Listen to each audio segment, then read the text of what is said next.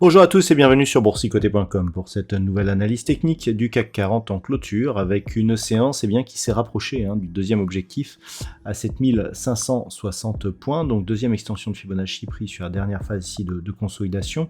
Donc hier je vous indiquais un possible signal de consolidation, mais toujours avec une loi de dos ici qui était respectée, un plus bas et un plus haut supérieur à ceux de la bougie précédente. Et bien on fait de même aujourd'hui, donc on invalide le signal de consolidation puisqu'il y a un nouveau plus haut significatif et une bougie qui au final nous permet d'entretenir justement cette dynamique haussière, puisqu'en clôture le CAC 40 gagne 0,47% en clôturant à 7533,63.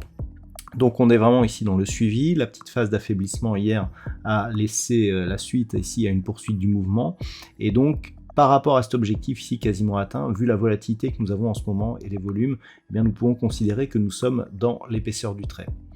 En parlant de volume et d'indicateurs, on peut constater que sur les histogrammes du MACD, on a un signal d'affaiblissement qui persiste. On le voit ici, deux histogrammes rouges d'affilée, ce qui nous indique que on est vraiment sur une potentielle fin de dynamique.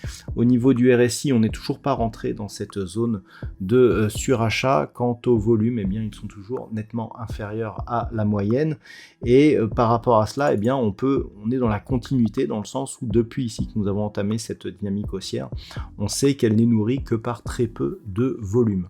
Donc malgré tout, on poursuit le mouvement. Alors d'un point de vue moyen terme, je dirais qu'on a encore du potentiel. On l'a vu sur les indicateurs, il n'y a pas de configuration d'excès. Et par rapport à cela, on pourrait donc marquer un nouveau plus haut dès demain, au-delà des 7560 points. Au niveau des futurs, on est seulement à 20 points de ce niveau au moment où j'effectue cette analyse. Donc tout cela reste tout à fait possible. Donc les niveaux à surveiller. Alors il y en a plusieurs. Donc à la hausse, on l'a vu, 7560. Une cassure nous donnera un signal de poursuite.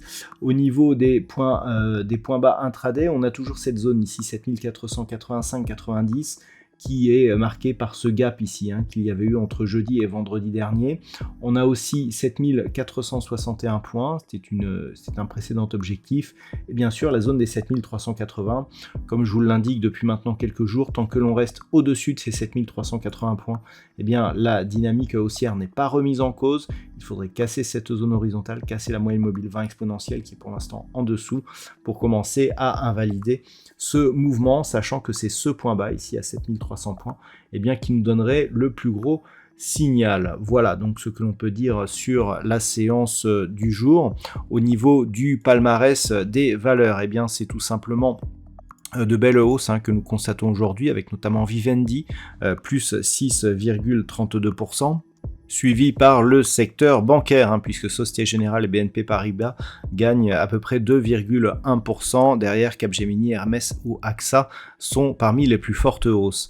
Au niveau des plus fortes baisses, nous avons Pernod Ricard, moins 1,32, Sanofi, moins 1,07, Danone, moins 0,69, et puis des toutes petites baisses avec Eurofins Scientifique, Total Energy, Veolia Environnement ou Thales. Voilà donc ce que l'on peut dire d'un point de vue technique donc sur cette configuration. D'un point de vue statistique, on a une probabilité neutre, voire légèrement haussière pour la fin de la semaine, suivie d'une phase de consolidation qui pourrait intervenir statistiquement entre la fin de cette semaine et le début de la semaine prochaine. Voilà donc ce que l'on peut dire pour ce soir. Je vous souhaite de passer donc une bonne soirée. On se retrouve dès demain pour d'autres analyses techniques, toujours sur le site boursicoté.com.